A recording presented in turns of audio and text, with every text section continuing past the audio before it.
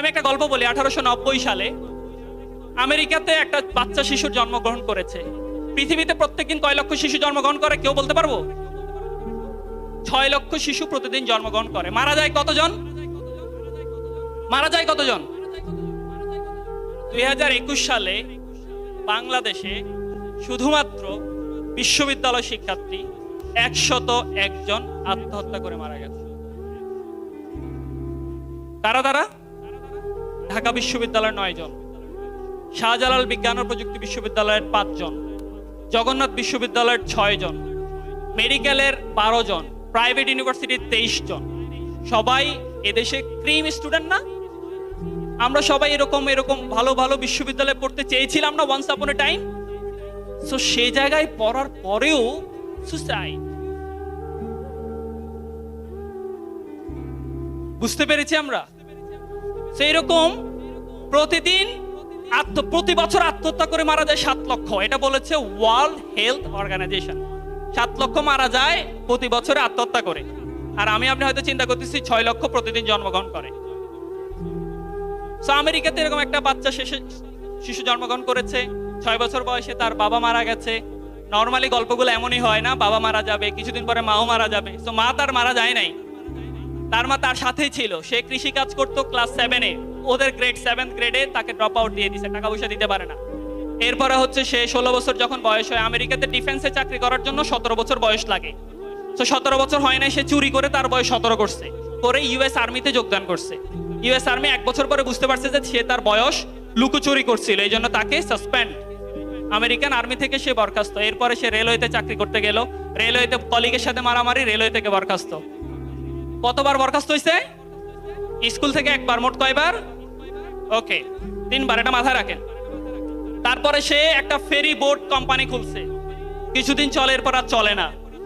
Normally বলে না, অবাগা যেদিকে যায়, মানে তার কপালে তাই হয়েছে, যেদিকে তাকাচ্ছে সব শুকিয়ে যাচ্ছে। এরপরে শুরু হইলো, সে একটা মুরগির ব্যবসা দিল। বললো যে আমি রেল স্টেশনে ঘুরে ঘুরে চিকেন বিক্রি করতে চাই, চিকেন মুরগি না, সেটা বিক্রি করতে চাই। বিক্রি করা শুরু করলো। একটা সময় তার মনে হয়েছে যে বেশি ভালো বিক্রি হচ্ছে, এখন একটা রেস্টুরেন্ট দিই। একটা রেস্টুরেন্ট দিল, শুরু হইলো 2য় বিশ্বযুদ্ধ। ওই যে বললাম, অবাগা যেদিকে যায়। বিশ্বযুদ্ধটা এখন কেন শুরু হইতে হবে? সো বিশ্বযুদ্ধে তার দোকানটা শেষ। এরপরে সে আবার, তার বয়স এখন 67 ইয়ার্স। কত? 67 ইয়ার্সে আমাদের কি হয়? চাকরি থেকে রিটায়ারমেন্ট দিয়ে পেনশন টেনশন নিয়ে আমরা এখন, কিন্তু সেই মানুষটা 67 বছর বয়সে শুরু করছে মাত্র। এন্ড শুরু করার পরে তার একটা সিক্রেট, ওই যে সেই চিকেনের ব্যবসা, সেই ব্যবসাটা শুরু করলো। করার পর একটা সিক্রেট রেসিপি বের করলো। 1009 বার তার রেসিপি রিজেক্টেড। কতবার? আসতে বাদ, আসতে বাদ, আসতে বাদ। এরপরে সে একটা লোক তার রেসিপি অ্যাকসেপ্ট করছে। এরপর আর তার ফিরে তাকাতে হয় নাই। আমি কার কথা বলছি? কেএফসির কথা বলছি না, আমি বলছি কলোনেল স্যান্ডার্স, কেএফসির মালিকের কথা। ওকে, সো আমাদের পৃথিবীর এমন কোন বিমানবন্দর নাই বিখ্যাত যেখানে কেএফসি নাই। বর্তমানে 22,104টি তাদের ফ্র্যাঞ্চাইজি 150টা দেশে। কত বছর বয়সে শুরু করছিল?